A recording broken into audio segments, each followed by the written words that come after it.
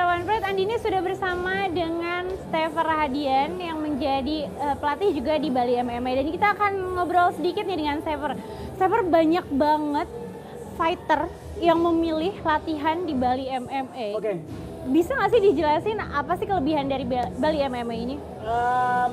Bali MMA ini kelebihannya kami mempunyai program MMA yang cukup lengkap gitu loh. Untuk para especially buat para fighter Indonesia yang pengen berprestasi di liga nasional maupun internasional gitu. Karena kita didukung sama program MMA dan world class coaches di Bali MMA sendiri gitu loh. Jadi setiap hari itu selalu ada latihan yang berbeda-beda gitu, nggak monoton gitu. Terus para pelatih luar negerinya pun memang rata-rata former atlet dari luar negeri semua gitu yang pernah berkompetisi di liga-liga besar di luar negeri sana gitu. Oke, jadi sebenarnya lebih dikhususkan untuk para atlet kalau latihan di sini atau umum juga boleh nih publik? Umum juga boleh. Nggak mesti atlet, umum juga boleh. Cuma karena banyaknya kepercayaan dari atlet-atlet luar negeri sama atlet-atlet nasional kita sendiri gitu yang percaya bahwa program di Bali MMA ini bisa jadi yang terbaik untuk prestasi dan karir mereka gitu loh di kancah internasional maupun nasional. Oke, alright. Dan Bali MMA ini kan juga banyak banget didatengin fighter seperti yang tadi lo bilang ya. Kira-kira yang pada kesini datang itu memang karena direkrut oleh Bali MMA atau itu atas keinginan mereka sendiri nih? Beberapa ada yang direkrut gitu, beberapa ada juga yang memang sudah melihat bahwa Bali MMA ini memang mempunyai the best program gitu for MMA gitu loh, for MMA facility, terus training sama program gitu semuanya ya udah the best jadi satu paket di sini gitu. Jadi sudah banyak lah maksudnya orang-orang, especially atlet-atlet di Indonesia yang udah melihat bahwa ya Bali MMA punya program yang bagus gitu. Jadi pecinta One Pride ya, Stefer ini dikenal di sini sebagai Kapten Indonesia karena Stefer coachnya di sini salah satu coach dan juga coachnya orang Indonesia ya, karena kebanyakan di sini juga pasti dari orang luar semua ya.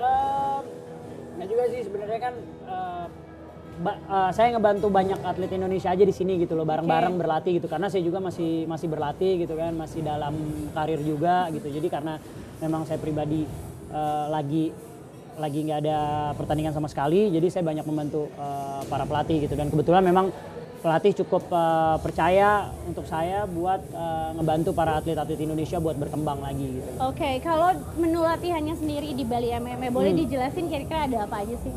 Untuk latihan di Bali MMA sendiri setiap hari kita ada latihan dari Senin sampai Sabtu gitu loh, sehari 2 kali gitu loh. Itu mulai dari striking, no-gi, Brazilian Jiu-Jitsu, Brazilian Jiu-Jitsu gi, gulat, terus ada strength and conditioning seminggu 3 kali gitu loh. Jadi semua dalam seminggu itu full latihan, dan hari Minggu ya udah tentunya pasti off day gitu loh buat istirahat. Tetap ada liburnya ya, hari Minggu libur, tapi setiap hari itu menunya beda-beda dan pastinya full latihan ya. Full.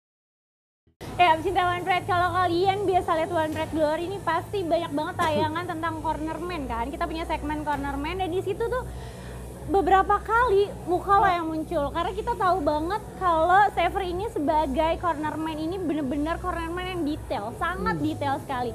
Kayak terakhir kemarin pas fightnya Faisal Ase, lo tuh bisa ngejelasin tuh dengan sangat-sangat detail dan gamblang. Ayo angkat kaki kiri, nah itu ini itu.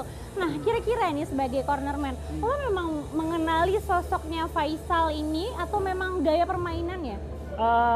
Sebenarnya sih dua-duanya ya gitu kan, karena kan gini, atlet-atlet Indonesia nih sebenarnya yang datang ke sini nih sebenarnya mereka tuh sudah mempunyai track record yang bagus gitu ibaratnya, bukan dari nol doang gitu. Tapi mereka memilih untuk mengorbankan waktunya gitu kan, mengorbankan jerih payahnya semua hanya untuk tinggal di Bali buat latihan di sini gitu loh, untuk mengejar prestasinya gitu dan berkarir di sini gitu loh. Nah, Faisal Ase sendiri buat saya pribadi nih dia ini pekerja keras gitu loh, dan kita juga ngabisin waktu latihan bareng tuh bersama-sama gitu. Jadi ya masa persiapannya dia ya saya yang nggak lagi persiapan juga ikut-ikutan latihan seperti dia gitu, mau nggak mau gitu, karena kita harus ngerasain sendiri gitu. Corner tuh harus ngerasain sendiri gimana atletnya kerja keras, jadi kita mesti latihan sama-sama gitu. Jadi ya ibaratnya ringet bareng-bareng, berdarah bareng-bareng, Oke. bekerja keras bareng-bareng gitu. Jadi setiap harinya kita ketemu gitu itu akan jadi ada bonding emotionnya gitu buat Oke. mengenal satu sama lain gitu, Iya. buat ngobrol gitu kan, buat